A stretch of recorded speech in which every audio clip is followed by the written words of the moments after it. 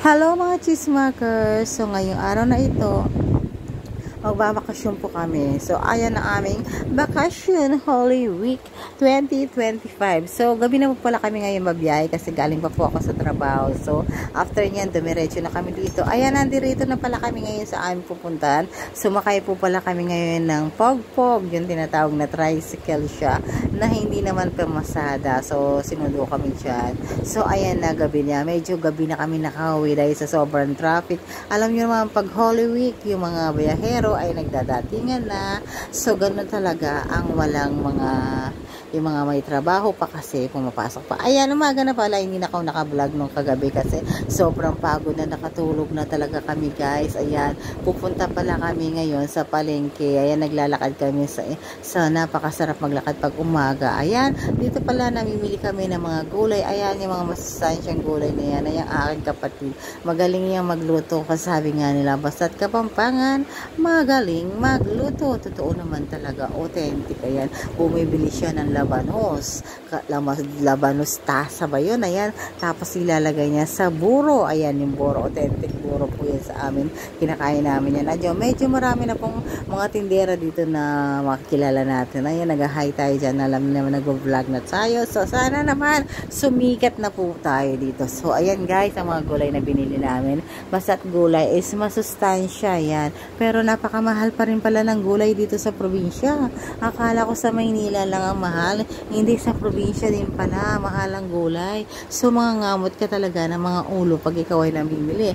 Kasi yung 1,000 mo, konti na lang mabibili mo ngayon. So alam na natin yan. Hindi na natin mababago yung mundo, ang Pilipinas. Ayan, pinapakita ko yung Maragoso sa inyo. Maraming iba't ibang klaseng maluluto dyan. Masustansya yan, lalo na sa mga anemic na tao. Pwede nyo itong kainin. Medyo mapait-pait siya ng konti, pero pwede nyo siyang lutuin ng sardinas o ilagay nyo. Lahat yan. Masarap siya, na-miss ko to. So, ito kakainin namin mamaya. So, ayan, para siyang pamaypay.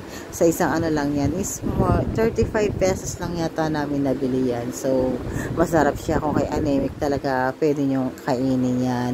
Akala nyo damo-damo lang yan. Hindi, masustansya siya. So, ayan, tapos na kami namili dyan. Ayan, guys, pauwi na pala kami, guys. Ayan.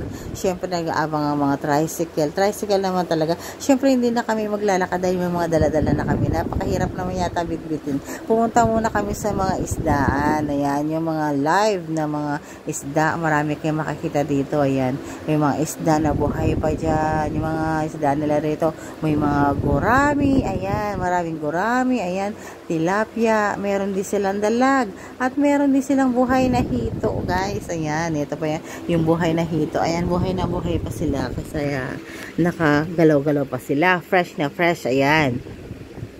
Makikita nyo naman kung paano sila gumalaw. Kaya ayan, pag gusto nyo bumili ng hito, live telecast from Malago Chismakers. Ayan. Ito hindi natawag nilang bulig. Sa amin, dalag. Yan. Masarap yan isigang, yung bulig or dalag. Ito naman, hito, ihawin or fried. Yan. So, ayan, ako ay mamimili ng mga fishball. Siyempre, meron din ako bibilin kasi alam niya naman, paborito ko ang fishball. At kami ay, gagala bukas. Kaya, medyo bibili tayo ng mga kukut-kutin natin. So, ayan, napakamahal talaga. Sabi ko nga dyan, di ba? Fishball na nga lang binili ko. Umabot pa ng ilang daan. So, ayan, meron na tayong kakainin na fishball.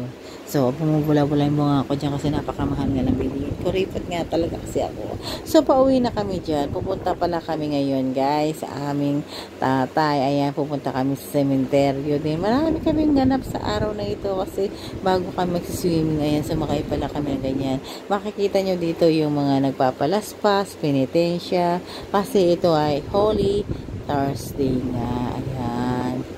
Holy Friday pala yan. Nakarating na kami. Holy Friday pala guys. Sorry.